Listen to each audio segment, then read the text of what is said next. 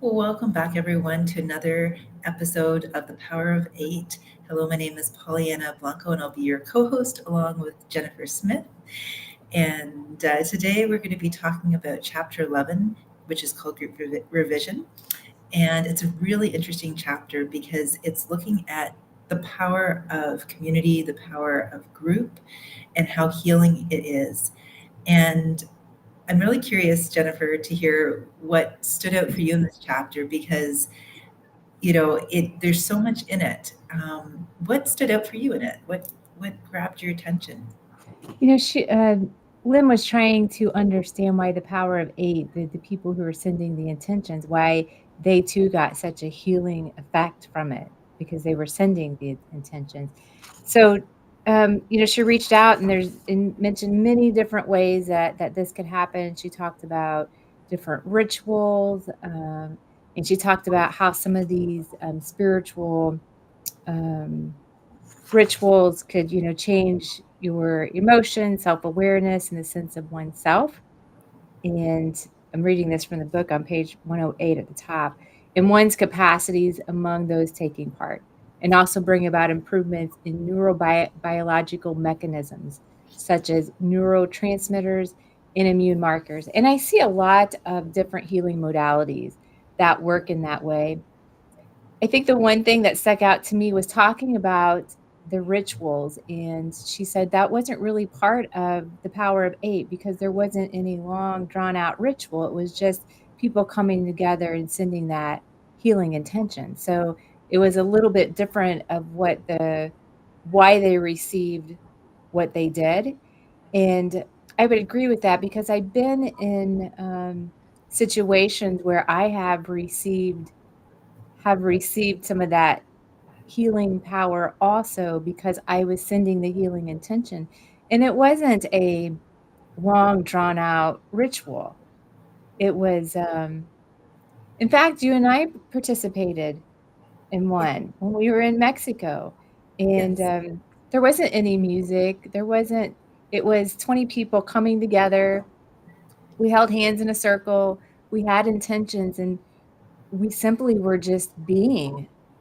We were just had our mind clear, we were present, and we were just being.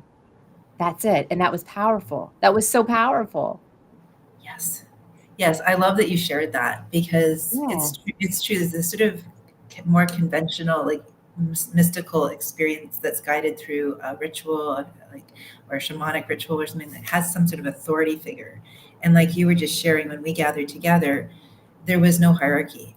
There was just this intention to be a clear channel. It was actually a very selfless act, and she talks about that in here, Mhm. which I love that discernment that she makes because there's no sort of guru, and everyone's sort of like aspire like it's aspiring to be like that guru. It's just we're just everything we need is here now, and we are honoring that by our presence, our sincerity, love, and presence. And this chapter, as I got into it, had so many. The way she built it up, she talked about the different people from Durkheim to Maslow and all of these other people because she loves to do her research.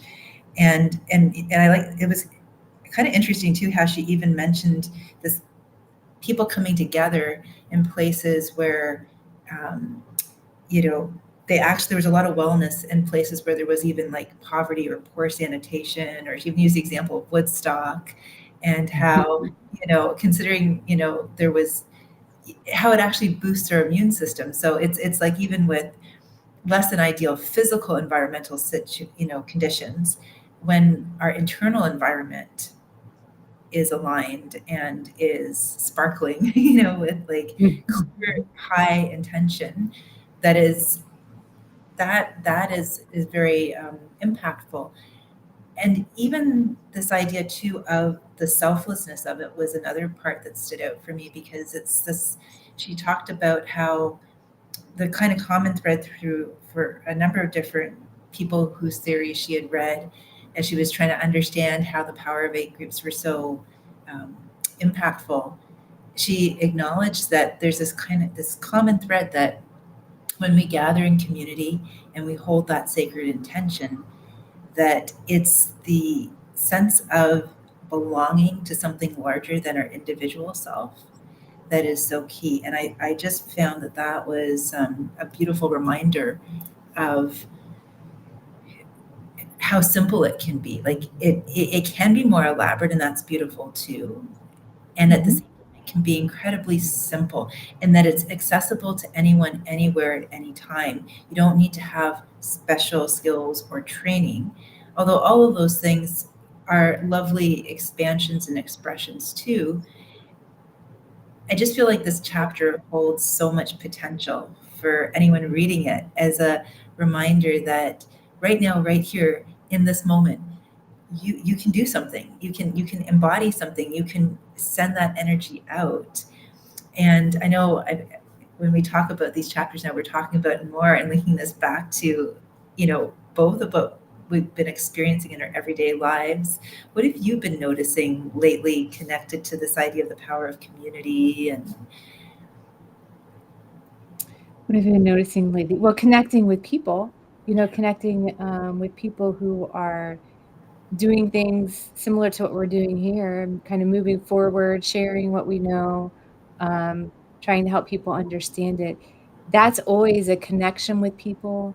That's higher. It's a high, you can feel the vibration of it. You can feel the energy. Like even right now, I can feel it. I can feel it in my heart area out. That's what I feel right now. yes. That's what I feel whenever I connect with people who are doing things for the right reasons. There's no motive behind it other than sharing. Yeah, I like how you express that. And I feel the same thing too. I always feel energized after I get off of these conversations with you. And we really appreciate too, we've had people on, commenting in the chat, and we'll check that again today. Please, we encourage you to share during these conversations, what you've been noticing. What have you been noticing in your own life? One of the things she mentions in here, it's community is so important, that mental health and well-being, which is a going experience on the earth right now, is the importance of not feeling isolated, right? The importance of feeling a sense of connection and purpose and belonging, how essential these are to our immune system function, to our digestion, to our just capacity to feel joy and to feel good about our place in the world. And one of the biggest sources, I think, of suffering and struggle for people is not having a sense of a place in the world.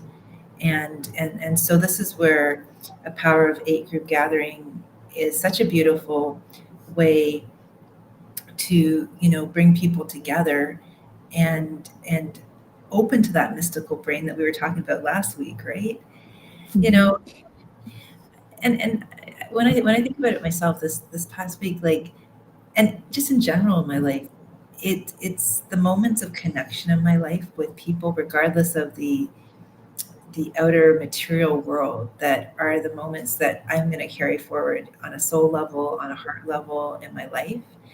And it's not even about what we're doing, it's about how connected we feel. And it could be like this call that we're doing right now. It could be just hanging around with someone, being in their presence, and feeling that it's both people mutually want to be just sharing time together. It's sometimes not even in the words itself, it's just in the presence. And so I guess you made it. Yeah, sorry, go ahead. You had mentioned a couple key words that got to me. One was joy. And I think it's finding that joy. And it doesn't have to be finding a person's joy can be many different things. It doesn't mean you have to be part of a community. It doesn't mean you have to be part of something. It's just, and I had met with a nurse. She was a nurse because she was wanting to learn more about energy healing, because that would be a wonderful bridge. Nurses care for everyone, and if they could bring that energy healing together and integrate that, wow, that could really, really help people heal much, much quicker. But I just had a conversation with her, mainly a friend. We just wanted to meet and talk to one another. There was no main subject. We just went to a coffee shop and talked. But that was one of the things we talked about is joy. How do you find your joy? And sometimes people say, well, I don't know what my joy is. So it reminded me of that conversation because it can be the simplest of things. And I try to find things that just if I'm by myself, what makes me feel good, so it can be very, very simple things. It doesn't have to be like real elaborate. I just wanted to point that out because I think sometimes people think that, well, I don't have a community to go to. Well, it's not that. It's just finding your joy, connecting with people, having a conversation that makes you feel good, giving someone a smile. It's simple things like that that really starts this good energy. Just add value to other people. And you know what? And you're right. And I'm going to circle back to what you first said, because it starts with also being able to have that connection with ourselves, to be able to enjoy our own company. Like, there have been times in my life where I've had to say to myself, if I had a little bit of an emotional wobble for whatever reason, in moments where I was alone, and I'd say to myself, I am not the booby prize. Like, I'm not the booby prize. I get to spend time with myself, and then I'll have time with other people too. But this is like, no FOMO here, no fear of missing out on anything. Like, I don't want to miss out on this time to connect with myself.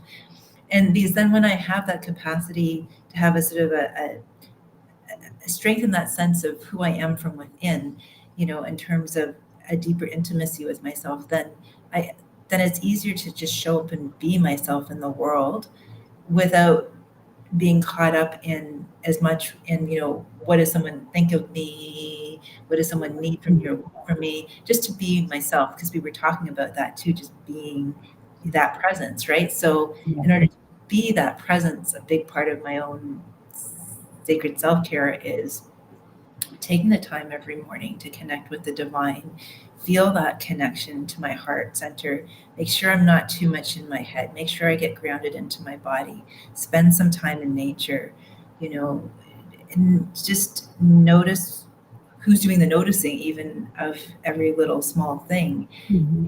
And so it's those moments of just tuning in and checking in with myself throughout the day that actually makes me more available for life and for, adding value to people's lives. So it's this ebb and flow, right? I've noticed. It is.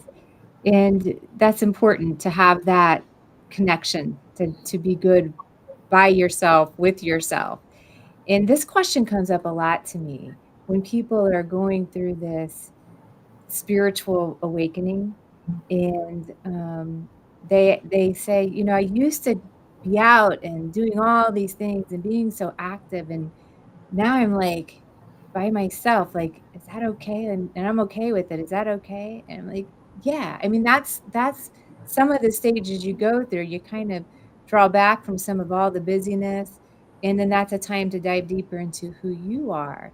Mhm. And that's okay, and that's good because you're finding that connection.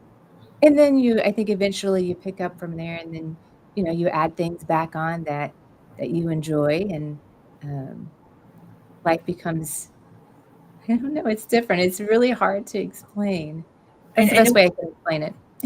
And I know, yeah, I totally get it. I know what you're talking about. It's sort of like cycles, right? It's not a line. Like, I think a Mhm. lot in the past, a lot of us have been programmed that it's somehow linear, but it's cycles, right? It's like seasons, right? Mhm.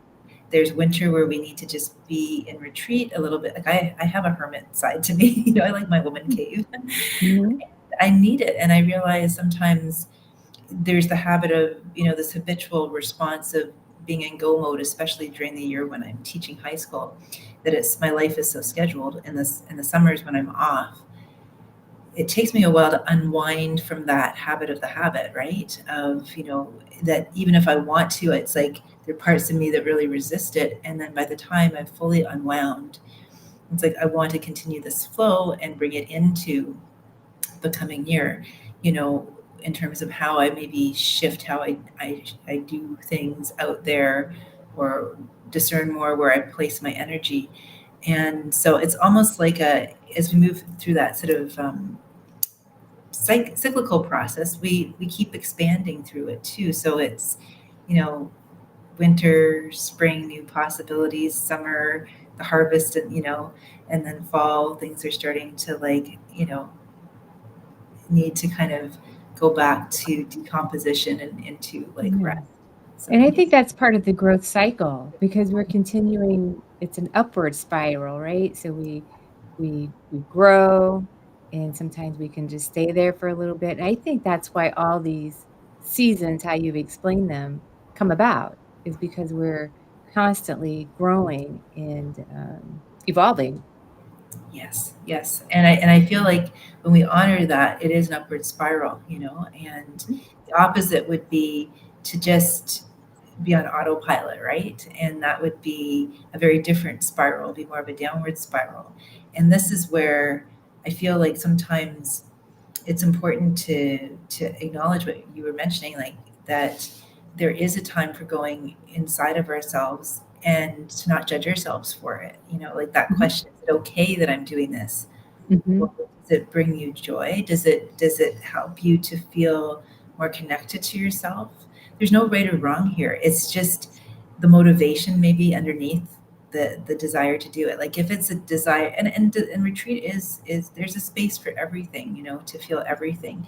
Just a question of, is it ultimately helping me to expand and feel more connected, or is it leaving me with a sense of isolation and separateness and Mm-hmm.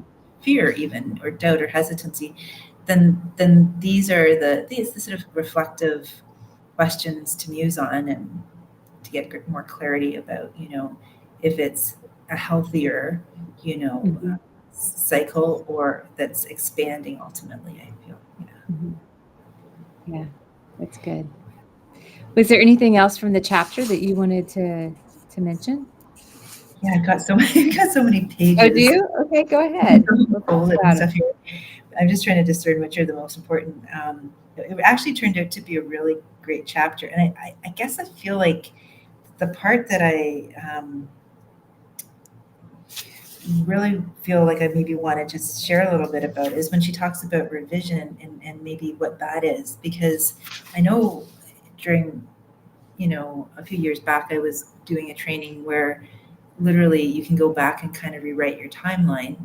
So that word revision has that, nuance for me, where you can do sort of a guided visualization of something that's happened and then go back and revisit it, but from a different experience. And it was interesting because as I got to the end of the chapter, I was asking myself, okay, this is what she means by group revision. So she references, I'm just going to read it here. Perhaps the key to the healing effect was indeed the sense of trust. James W. Pennebaker, chairman of the Department of Psychology at the University of Texas, has spent more than 3 decades studying the power of trusting others. I thought that was really interesting. His research reveals the power of opening up. People who can trust others enough to be vulnerable enjoy improvements in immune system function, autonomic nervous system activity, and psychological well-being, and fewer visits to the doctor. I witnessed this especially in our Power of Eight circles, where participants revealed intimate details of their health issue to one another. Daniel described what happened with his spine, Rosa her struggles with her thyroid. In that circumstance, both the discloser and the recipient of someone's secret life require a level of trust that in itself can prove healing. Pennebaker has also studied the social dynamics of opening up and sees it as the primary driver in therapy, perhaps even the primary driver in prayer circles. Disclosure is all about telling someone our story. So perhaps that group process of revision, the idea that you could rewrite a life story or even the story of a wounded country, proves healing to everyone, both the protagonist and those with the pencil in their hands.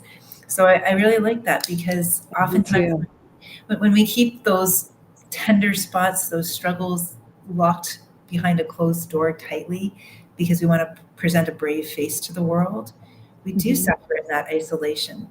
And when we can step forward and be met in a safe place with someone who only has the highest intentions, at heart for us, then something miraculous begins to happen. Our whole relationship to that story, to that experience, even maybe we pathologized it, starts to begin to open up through that beauty of trust. And then we're able to, through the sharing of it, the disclosure of it, open to a new experience of being with it in the presence of others. And that is, it shifts the way even the mind of form talks to us about it, right? Instead of it's like, oh, why did this happen to me? There's an opening, a possibility of this is happening for me, or this is even ultimately happening through me, because there's a give and take in the power of eight groups. So I love that is transformational. It's a transformation.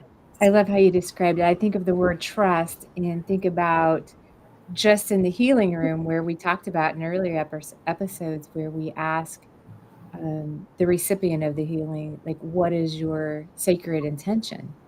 Because that brings that to the top. So we know what is to be healed in the healing room that day.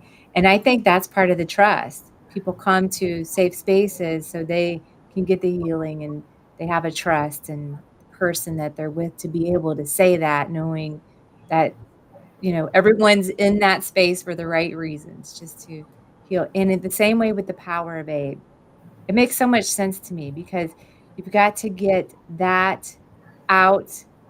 You got to be vulnerable, get it out on the table of what you want and lay that in trust and amongst everyone and trust that for it to be healed. Like it has to be opened up and then you heal it. And I think we do a lot of this work on our own too. I know that I did in the beginning when it was just me. Really by journaling, by really being truthful with yourself on things that need to be healed, because there's so many life scripts that are running in our heads, and getting that out and healing it, getting it out and healing it. And then with group healing, there's a lot more that can be healed.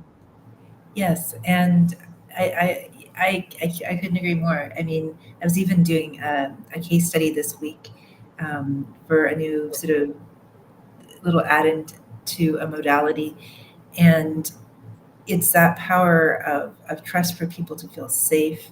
When you're working with them, to really invite them into a space that's what makes it sacred, right? Is that trust. And Mhm. if you think about our modern world with so many things moving so quickly, and people sort of maybe getting into that habit of being on autopilot, instead of automatic responses, like even someone saying, how are you doing? I'm fine. And it's just all these social protocols, but there's no connection. It's like, it's no wonder that one of the biggest healers is trust, right? That Mhm. we have safe spaces where, and I know even when I've been on the healing table and I've been a receiver of it, it's something that is so restorative to actually be in the presence of someone where you can completely relax your nervous system, completely Mhm. surrender, any need to control the situation on any level, and just be open and be curious, and feel held and feel safe. I mean, that in itself there was something else in here she mentioned about healing, and I think it was a bit earlier on. I just feel like it's the perfect thing to just add in there. Um, it was just, I don't know if I can find it again, but it's just about what actually is healing. But I mean, I think we both have a sense of, from our own experience, both offering healing and receiving healing, that Yeah. it's something that she shared, but it was nicely said. But anyways, yeah, just that capacity, right? That capacity to be um, in a place, in a space where we are seen and heard without Yeah. judgment. Yeah. Yeah, for sure. It's about 30 minutes in now, and I wanted to get a little bit into like, what are we noticing this week with the energies? What are we hearing people say? Um, I think for me this week, it almost seems like we have to keep up with our light body expansion. We're expanding and then we got to keep up. So I've noticed like having to just slow down and like take a nap, you know? And then I've also heard people say that they're experiencing uh, like different things. Like they know that what something's coming by the way they're feeling, but it may come in a couple of days later. Mm. So it's like we talk about being multi-dimensional, and I Mhm. think that's what they're experiencing is that multi-dimensional experience. And I tell people, the one thing that can really help with that is some of the quantum healing that we do, because that helps bring all your energy back to where it needs to be and balances all of the energy bodies. Are you hearing anything like that? Yes, definitely the sleep piece. I feel like there's a lot of integration going on this week. It Mhm. feels like I've noticed that myself because this week I felt my body needing extra reassurance through rest to the point where it'll just take me down for a nap, whether it's the best moment or not. And at the same time that my body needs extra reassurance and rest, it's like there is a lightness of being inside of me too and a Mhm. clarity that I feel like this whole summer has been building up to it. And then with the Lion's Gate too, there's been a lot of purging. So there's been a lot of, when you talked about the light body lightening up and just creating more spaciousness within, simplifying, discerning, you know, which it's getting easier, I'm finding, to discern which is Mhm. I think more so needed, too. which is, and there's more neutrality. So it's things that once, I feel like there was sort of an old timeline that was starting to kind of phase out, and my body is reintegrating. And I think this is happening for, I've heard other people talk about this too, that we're all on a new timeline, whether we're consciously aware of it or not. And to the degree Mhm. that we can begin to recognize and be curious and open to what that is like, it's like everything that maybe we've been meditating on or visualizing, accepting that it's here now, and noticing any parts of us that have been resistant to accepting that, because Mhm. that's where the pushback's going to come, physically or emotionally or spiritually or mentally. And so it's almost like we're in this transition period from an older version of ourselves that got us to this point into accepting we're actually on a new timeline. Yeah. And What does so that look that's like to you? When we say a new timeline, what does that look like to you? How would that's, you describe that?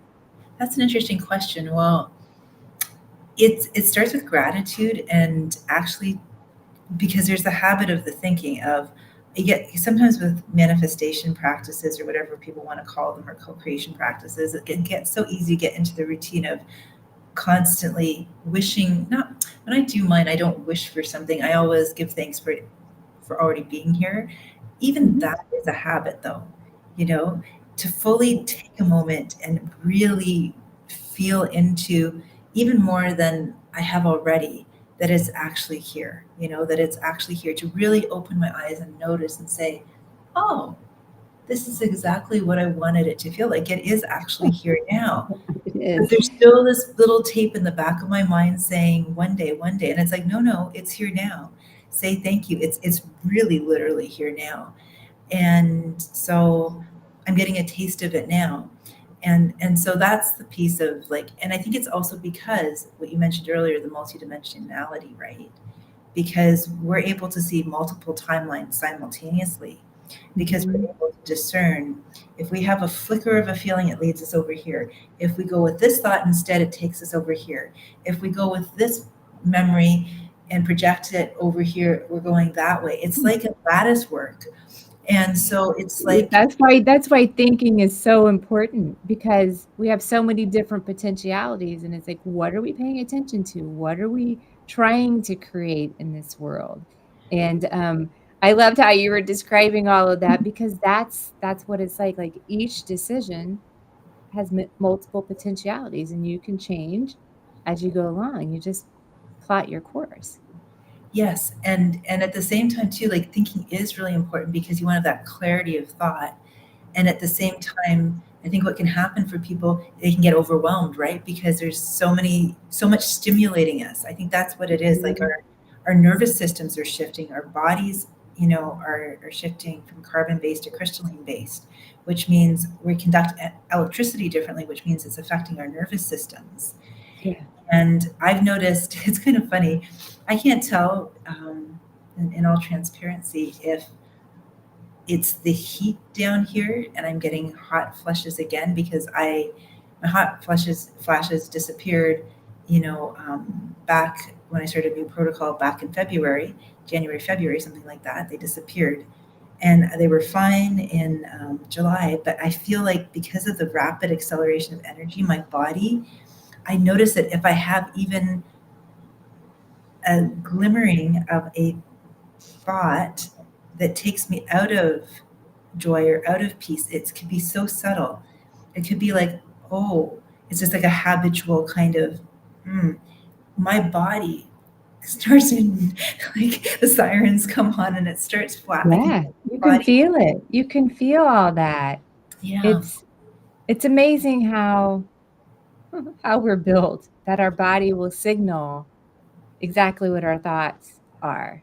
Yes. And it can tell us, it can lead us in a way. You started mentioning the hot flashes. Yeah. I noticed within the last week is like waking up and my hands and my feet just really being really, really, really hot. I don't know if you've experienced that before, but that's been on and off for me. But this week has been a lot like that. Interesting. Yeah, I feel like there's something happening for all of us to our physical bodies. We're getting upgrades, to our capacity as a sensing organism. We're able to sense more, and this has, more conscious we are of it, the more we can, channel it and direct it. Even if, and this is where I think it's important to mention it, because if, say, someone's still pathologizing things or getting stuck in stories or fear or negativity about it, and then going into overthinking everything, I feel like everything is more sensitive now. Our emotions are more sensitive, our thoughts are more sensitive, our body is more sensitive, our spirit's more sensitive. And the key is to notice all of that. And at the same time, I always go back to who's noticing it. Because all of those things are actually coming online to help us navigate, co-create, innovate, you name it, with the source creative intelligence, moving through us. However, we can misunderstand it along the way. We can misinterpret it in the sense of thinking things are getting not better, right? The opposite, right? And so that's where I think it's so key to be gentle with ourselves and kind to ourselves, compassionate with ourselves, and give ourselves permission to integrate whatever we're noticing and just be, oh, this is interesting, without having a thing, just this too shall pass, right? Yeah. Well, I wanted to mention one more thing before we go. On the timelines, I was thinking about this. What does that mean to me? Because I think even in the physical outer world, not just how we're feeling, I see the shift. So it takes me back to this song what my son played for me the other day, and I love it. But it says everything's the same, but yet it's different. Like every day is the same, but yet it's different.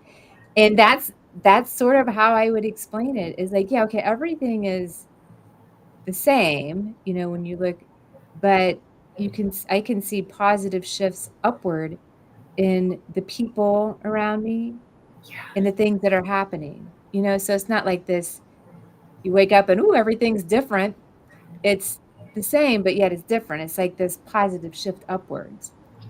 I love how you just explained that. You articulated that so well. I felt that as you were saying that, and you helped me to articulate something I have been noticing. I just didn't know how to express it. So that's exactly it. And it's kind of comical too, because a friend of mine's been saying, almost like I didn't realize how much I was saying it. It's like something different, something different, something different.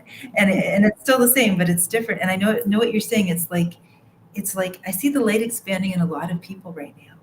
It's been happening gradually, and that's what I mean. You can miss it, like you can keep kind of wishing for it or giving, living from the end as a practice, trusting it's here, but still there's a part of you thinking it's still over there, and it's actually here. So it's like, I love how you discern that. Yeah. Everything is the same and different at the same time. So I think that's a wonderful note to end on. I do too. All right. So we have next week, we'll be on chapter 12. Oh, and this one is, the next chapter is holy water. So Lovely. great. So we will be back here next Wednesday at 5 p.m. and we will discuss chapter 12 and give you some updates of what happens over the next week. So thanks everyone for joining, and we will see you next week. Bye-bye. Thanks, Pollyanna. Thank See you you. soon. Thanks, Jennifer.